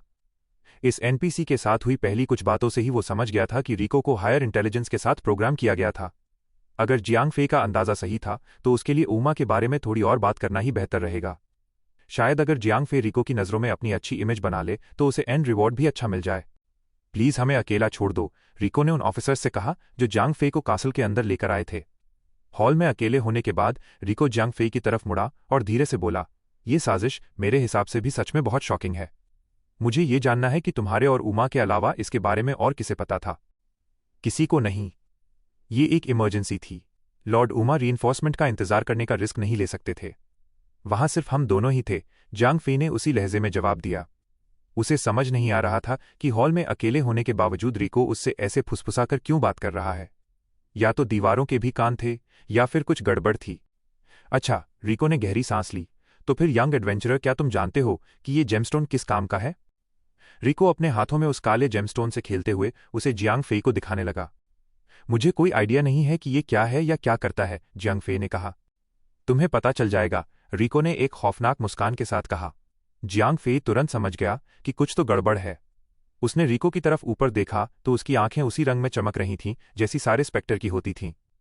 वही खौफनाक हरा रंग। ओ नो, जियांग फे ने सोचा और तुरंत कुछ फीट पीछे कूद गया। वूश! एक बैरियर खड़ा हो गया और उसने पूरे हॉल को सील कर दिया। अब जियांग फे के हॉल से बाहर निकलने का कोई रास्ता नहीं था। कितनी मेहनत बेकार गई। उमा और तुम पर लानत है जिसने मेरा प्लान बर्बाद कर दिया। कोई बात नहीं, तुमने मुझे ये जेमस्टोन लाकर दिया है और यही तुम्हारी कीमत है, रिको ने डरावने तरीके से कहा। फिर उसने जबरदस्ती उस जेमस्टोन को अपने माथे पर चिपका लिया और उसके साथ मर्ज होने लगा। हरी लपटों में फटने से पहले उसकी आंखें और भी ज्यादा चमकने लगीं। उसकी वो खौफनाक मुस्कान और भी घिनौनी हो गई जब उसके चेहरे और शरीर के आसपास का मांस सड़कर गिरने लगा। वो एयरफोर्स मार्शल रिको नहीं था। Pale skeletal ghoul Rico, spectre lord, level 80, health points 21 million, attack power 35,000। Note, the corrupted form of air force marshal Rico. जी हा, दखल देने वाला वो उमा मारा गया। अब तुम्हारी बारी है उसके पास जाने की। तुम्हारे लिए कितने अफसोस की बात है, एडवेंचरर, रिको बोला। लेवल 80 का लॉर्ड टियर बॉस। लगता है वो मेरे मरने के बारे में सही कह रहा था, जियांग फे ने खुद से कहा। बाहर से शांत दिखने के बावजूद जियांग फे अंदर से पागल होने की कगार पर था। ये हिडन क्वेस्ट तो सिर्फ एक ब्लू टियर डिफिकल्टी वाली थी। ऐसा तो हो ही नहीं सकता कि उसे किसी लेवल 80 के लॉर्ड टियर बॉस से लड़ना पड़े और वो जिंदा बचकर वापस भी आ जाए। थोड़ा सोचने के बाद जियांग फे को इस क्वेस्ट में कुछ अजीब लगा। बॉस का लेवल देखकर वो घबरा गया था, लेकिन जब उसने ध्यान से देखा तो बॉस का नेम टैग हरा या लाल नहीं था। वो न्यूट्रल स्टांस वाला पीला रंग था। फ्यू, ये कोई बैटल नहीं है। जियांग फे ने राहत की सांस ली। अगर उसे किसी ऐसे कमरे में लड़ने के लिए मजबूर किया जाता जहां वो अपने माउंट को समन नहीं कर सकता था तो अपने 2 ट्रांसफॉर्मिंग स्किल्स इस्तेमाल करने के बाद भी वो ये बैटल हार सकता था। नौजवान, सिर्फ एक एडवेंचरर होने की वजह से इतना घमंड मत करो। मैं तुम्हें एक मौका दे रहा हूं। अगर तुम डूम्सडे आर्मी में शामिल हो जाते हो तो तुम हमारी खातिर जिंदा रह सकोगे। इस ऑफर को ठुकरा दो और हम तुम्हारी बाकी की घटिया जिंदगी में तुम्हारा शिकार करते रहेंगे, पेल स्केलेटल गूल रिको ने कहा। Ding! Pale skeletal ghoul Rico has invited you to join the doomsday army. Do you accept it? Ding! System notification. Joining the Doomsday Army would automatically brand you as a traitor of your previous race, rendering you an enemy to all that oppose the Doomsday Army. Thank God, सही time पर notification आ गया, Jiang Fei ने कहा। वो yes पर click करने ही वाला था कि तभी दूसरी नोटिफिकेशन सामने आ गई। दूसरी नोटिफिकेशन पढ़ते ही उसने तुरंत अपना इरादा बदल लिया। शुरुआत में वो डूम्सडे आर्मी में शामिल होने के लिए तैयार था, क्योंकि चाहे कोई भी फैक्शन ज्वाइन किया जाए एक प्रोबेशन पीरियड तो होता ही था।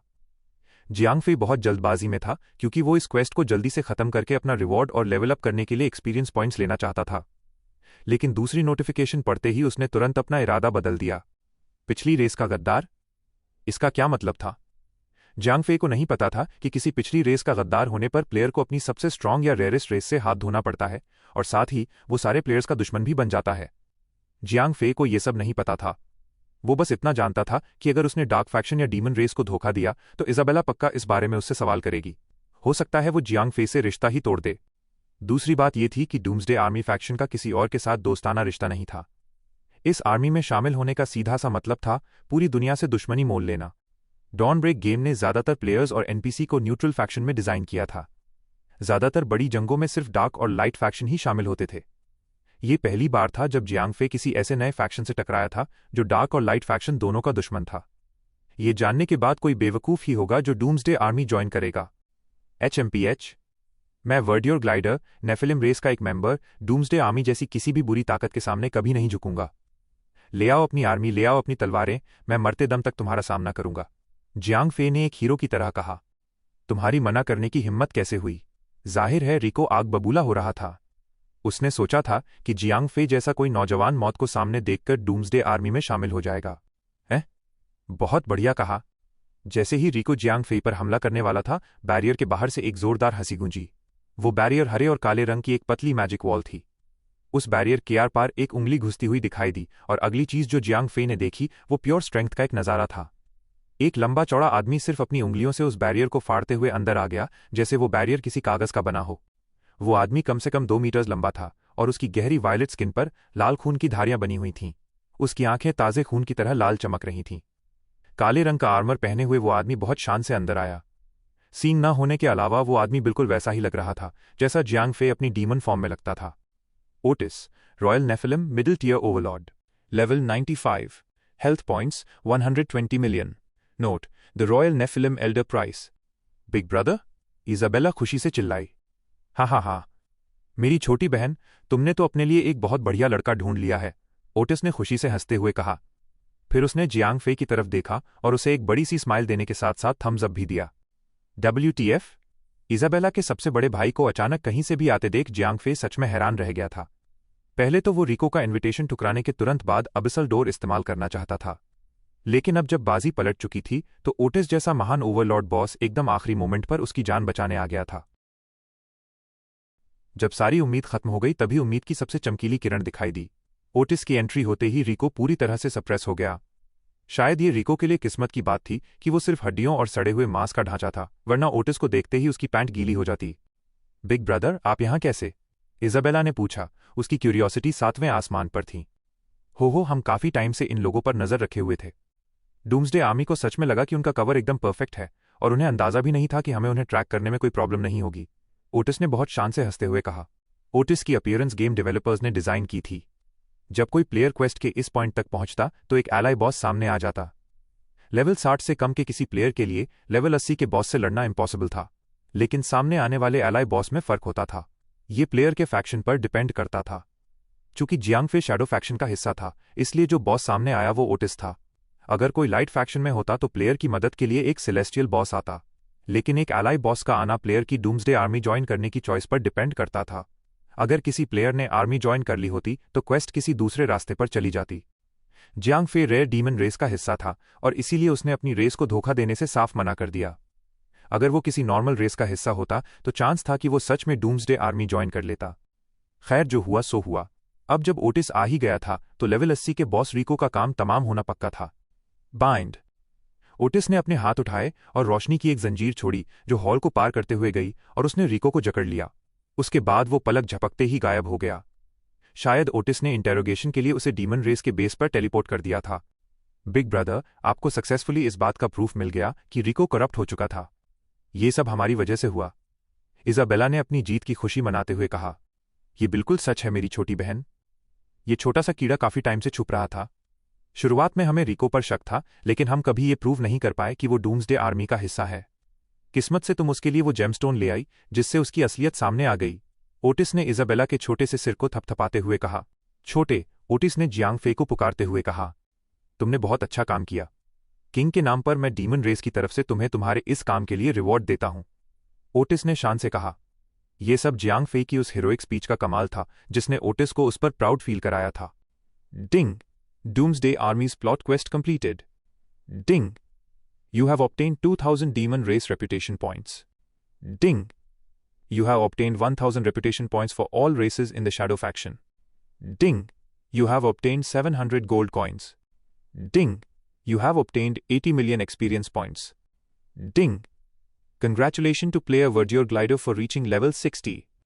All attributes +1. Obtained 5 attribution points. Jiang फे की फीड पर सिस्टम नोटिफिकेशंस की लाइन लग गई। Ding, congratulations on reaching level 60. Title challenge quest has begun. Ding. Quest updated. Quest name, The True Brave 1-1. Quest objective, defeat the 9-headed Hydra in XXX and retrieve the treasure map. Find the treasure according to the treasure map. Quest reward, Title Explorer. ये क्या है? Jiang फे थोड़ी देर के लिए हैरान रह गया, लेकिन फिर उसे अचानक कुछ याद आया। इंटरनेट पर जियांग फे ने प्लेयर के टाइटल के बारे में कुछ पढ़ा था जो उसे याद आ गया। लेवल 60 तक पहुंचने से पहले सारे एनपीसीएस प्लेयर्स को सिर्फ एडवेंचरर्स कहकर ही बुलाते थे, लेकिन लेवल 60 और उसके बाद टाइटल चैलेंज क्वेस्ट ली जा सकती थी। टाइटल चैलेंज क्वेस्ट एक लॉन्ग टर्म क्वेस्ट थी जो एक खास लेवल पर पहुंचते ही प्लेयर की क्वेस्ट लिस्ट में अपने आप रजिस्टर हो जाती थी। प्लेयर के पास ऑप्शन होता था कि वो क्वेस्ट पूरी करे या उसे पूरी तरह इग्नोर कर दे। क्वेस्ट इग्नोर करने पर कोई पेनल्टी नहीं लगती थी। इंटरनेट के हिसाब से एक प्लेयर का डिफॉल्ट टाइटल एडवेंचरर होता था। उसके बाद के titles explorer, elite explorer, dragon slayer, valiant dragon slayer होते थे और फाइनल टाइटल सेलेस्टियल्स एडवर्सरी और सेलेस्टियल्स चैलेंजर होते थे। एडवेंचरर को मिलाकर एक प्लेयर टोटल 7 टाइटल्स ले सकता था। डिफॉल्ट एडवेंचरर टाइटल के अलावा बाकी सारे टाइटल सिर्फ एक क्वेस्ट के जरिए ही मिल सकते थे जिसे अकेले पूरा करना होता था। क्वेस्ट हार्ड और डेंजरस होती थी, लेकिन अगर कोई क्वेस्ट में फेल भी हो जाए तो भी कुछ नुकसान नहीं होता था। उसे बस शुरू से स्टार्ट करना पड़ता था। भले ही उसे टाइटल चैलेंज क्वेस्ट मिल गई थी, लेकिन जियांग फे ने अभी उसे साइड में रख दिया। ओटिस अभी भी वहीं इजाबेला के साथ था। वो बिना उससे बात किए तुरंत वहां से नहीं निकल सकता था। किस्मत से ओटिस काफी बिजी लग रहा था। जियांग फे और इजाबेला से थोड़ी बात करने के बाद ओटिस पलक झपकते ही वहां से चला गया। किसी को नहीं पता था कि वो कहाँ गया। हो सकता है वो उस जगह गया हो जहां रिको से पूछताछ होनी थी, या फिर किसी ऐसी जगह जहां उसकी सबसे ज्यादा जरूरत थी। इसी बीच एनपीसीएस के कुछ ग्रुप्स कासल में आ गए। ऐसा लग रहा था कि रिको की जगह लेने के लिए डॉनलाइट सिटी से किसी को भेजा गया था। जियांग फे अभी भी वहीं रुकना चाहता था क्योंकि वहां इतने सारे फ्लाइंग माउंट्स थे। अफसोस वो उन्हें ऐसे ही पकड़ नहीं सकता था। शायद अब हमारे भी चलने का टाइम आ गया है, जियांग फे ने कहा। इजाबेला ने सिर हिलाया। उसके अच्छे से बंधे हुए बाल अब पूरी तरह बिखर चुके थे क्योंकि ओटिस ने अपने बड़े बड़े हाथ उसके सिर पर फेरे थे। जियांग फे ने रिटर्न टाउन स्क्रोल फाड़ा और तुरंत उस हॉल से गायब होकर डॉनलाइट सिटी पहुंच गया। जियांग फे उड़कर 9-हेडेड हाइड्रा की लोकेशन पर जाना चाहता था ताकि वो देख सके कि वो कैसा है और क्या उसे कम टाइम में हराना आसान होगा। अफसोस अगर हाइड्रा को एक हिट में भी हराया जा सकता तब भी उसके पास ट्रैवल करने के लिए काफी टाइम नहीं बचा था। चाहे जो भी हो, अब कुछ भी करने के लिए टाइम नहीं था। आखिरकार जियांग फे ने सुबह के 6 बजने का इंतजार किया और लॉग आउट कर दिया। जब जियांग फे बेड से उठा और उसने घर की खिड़की से बाहर देखा तो उसे एक बहुत ही बुरी बात याद आ गई, यांग सिस्टर्स। गेम में वो अपनी सारी परेशानियां भूल जाता था और बिना किसी टेंशन के खेलता था, लेकिन असल दुनिया में वापस आते ही असली प्रॉब्लम्स का पहाड़ उसके सिर पर आ गिरता था। स्कूल में यांग सिस्टर्स के हरासमेंट से बचने का कोई रास्ता नहीं था। हाँ, तियान्यू ने जियांग फी को उन 2 लड़कों के बारे में बता दिया था जो यांग पो और यांग किंग के पीछे आ रहे थे, ये जांगफा और बाई जोंगवेई। भले ही जियांग फे ने उन दोनों को कभी नहीं देखा था, लेकिन किसी पावरफुल सेक्ट से आने वाला इंसान एक हद तक तो स्ट्रांग होगा ही। उन चारों लोगों के बारे में सोचकर ही जियांग फे को घबराहट होने लगी, जिनका उसे बाद में सामना करना था। बिना मन के और चिड़चिड़े होने के बावजूद जियांग फे को उन लड़कियों की डिमांड्स पूरी करने के लिए क्लास अटेंड करनी ही पड़ी। जब वो क्लास की तरफ जा रहा था तभी जियांग फे को हाँ तियान्यू का कॉल आया। याद है ना, मैंने क्या कहा था, ये जांगफा से जरा बचकर रहना। बेचैन और घबराया हुआ जियांग फे तब तक शांत नहीं हो पाया जब तक कि वो शोर शराबे वाली क्लासरूम में अपनी सीट पर नहीं पहुंच गया। जैसे ही उसने अपना बैग रखा और शांति से बैठा, जाओ फेंग किसी चील की तरह उड़ता हुआ आया और उसे पीछे से गले लगा लिया। अरे ये तो जियांग फे है, सबसे रेयर पोकेमॉन। जाओ फेंग जोर से चिल्लाया। आज वापस असल दुनिया में कैसे आ गए? उसने पूछा। अगर मेरे बस में होता तो मैं नहीं आता, जियांग फे ने एक गहरी सांस लेते हुए कहा। ये जाओ फेंग था जो बचपन से उसका बेस्ट फ्रेंड था। वो उसे बिल्कुल अपने सगे भाई की तरह मानता था। वो कभी नहीं चाहता था कि इस मोटे पर कोई भी मुसीबत आए। मेरी बात ध्यान से सुन, स्कूल में कुछ नए लोग आने वाले हैं। भगवान के लिए उनसे दूर ही रहना। अगर मेरी उनसे कोई लड़ाई भी हो जाए तो मुझसे दूर रहना और बीच में बिल्कुल मत आना, जियांग फे ने समझाया। तुम्हारी आवाज़ सुनकर मुझे कुछ गड़बड़ लग रही है। क्या तुम मुझे इसके बारे में और कुछ बताओगे? जाओ फेंग ने अपनी सीट पर वापस जाते हुए पूछा। वो लोग, मैं ये कैसे कहूं, बहुत डेंजरस हैं। वो बहुत दूर से आए हैं और उनका बैकग्राउंड भी बहुत कॉम्प्लिकेटेड है। ऐसी बहुत सी चीज़ें हैं जो मैं ठीक से नहीं समझा सकता। बस तुम उनसे दूर रहना। हो सकता है कोई मुसीबत आए, लेकिन उन्हें उकसाने की कोशिश बिल्कुल मत करना, जियांग फे ने कहा। मैं समझ गया, टेंशन मत ले। जाओ फेंग ने अपना सिर हिलाया और चुप हो गया। बास्केटबॉल कंपटीशन वाले दिन से ही जाओ फेंग समझ गया था कि जियांग फे फिजिकली और मेंटली दोनों तरह से बदल चुका है। वो जियांग फे को इतने अच्छे से जानता था कि अगर वो उसे कोई बात नहीं बता सकता तो इसके पीछे जरूर कोई बड़ी वजह होगी। एक तरह से उसे समझ आ गया था कि जियांग फे कुछ टाइम से हां तियान्यू के साथ उठ बैठ रहा था और उसकी हाई क्लास लाइफस्टाइल का उस पर काफी असर पड़ा था। जब जियांग फे ने कहा कि वो नए लोग कॉम्प्लिकेटेड बैकग्राउंड से हैं तो जाओ फेंग समझ गया कि हो सकता है वो किसी ऐसी बड़ी फैमिली से हों जिनकी पावर और अथॉरिटी हान तियान्यू से भी कहीं ज्यादा हो। भले ही जाओ फेंग पढ़ाई में ज्यादा तेज नहीं था, लेकिन वो जानता था कि ये दुनिया और सोसाइटी कैसे काम करती है। न्यूज़ और मीडिया में चाहे जो भी ना दिखाया जाए, लेकिन सोसाइटी में कुछ ऐसे लोग जरूर छिपे होते हैं जो बिना कुछ सोचे समझे किसी की भी जान ले सकते हैं। कोई उनके पीछे इसलिए नहीं पड़ता था क्योंकि वो अपने सबूत बहुत अच्छे से मिटा देते थे। इसलिए जब जियांग फे ने जाओ फेंग को आने वाली मुसीबत के बारे में वॉर्न किया तो उसने खुद को तैयार कर लिया।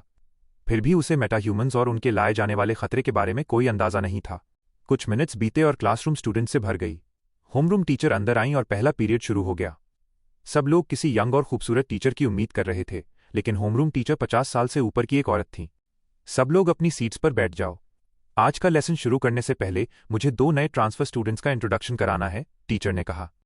तुम लोग अब अंदर आ सकते हो, टीचर ने दरवाजे की तरफ जोर से आवाज लगाते हुए कहा।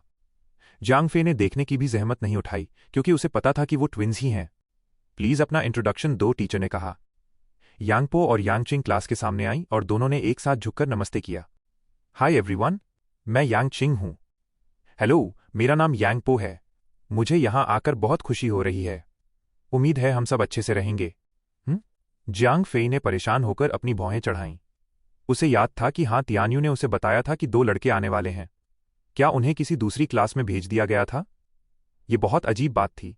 अगर वो लड़के वैसे ही थे जैसा हां तियान्यू ने बताया था तो वो किसी भी क्लास में जा सकते थे। डैम, ये तो एकदम ब्यूटी हैं, 2 खूबसूरत जुड़वा बहनें। जाओ फेंग ने जियांग फे के कंधे को थपथपाते हुए धीरे से कहा। याद है ना मैंने क्या कहा था, इनसे दूर रहना, जियांग फे ने गुस्से में कहा। भले ही वो ट्विन्स उतनी डेंजरस नहीं थी जितनी वो हो सकती थीं, लेकिन फिर भी वो लेवल 3 की हाई टियर फाइटर्स थीं। जियांग फे बिल्कुल नहीं चाहता था कि जाओ फेंग अपना कोई हाथ पैर गंवा बैठे। 1 मिनट रुक भाई फेई, मैं समझ गया कि यहाँ क्या चल रहा है, जाओ फेंग ने ऐसे कहा जैसे उसने उन ट्विन्स का कोई राज खोल लिया हो। टेंशन मत ले bro, code rule number 1 bros before hoes, मैं तेरे शिकार के बीच में नहीं आऊंगा, जाओ फेंग ने एक बड़ी सी स्माइल देते हुए कहा। शिकार की ऐसी तैसी?